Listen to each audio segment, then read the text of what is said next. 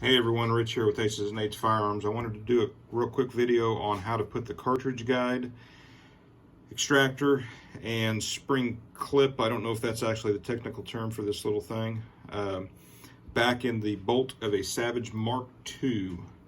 So what you're going to want to do, for one, you need to make sure that the cartridge guide, which is typically the silver one, it's the one that has the little radius right here.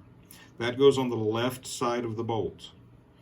The black one, typically black, has that 90-degree hook on it right there. It goes on the right side of the bolt, or the bolt handle side of the bolt. This spring clip has these notches in it. They go towards the rear of the bolt, not towards the bolt face, towards the rear. So take your spring clip, push it down in there. You'll see the notch line up. Sometimes you got to help it. See the notch line up right there. Other side, same way. Take your cartridge guide, slip in the left side, put it at a little bit of an angle.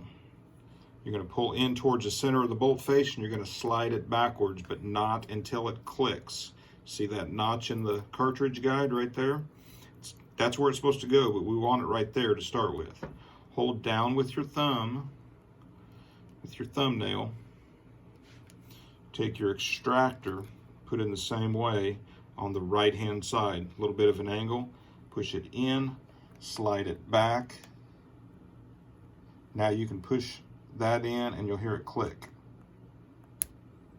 Okay, keep holding down with your thumb, come to the other side, push the cartridge guide in till it clicks. That's it.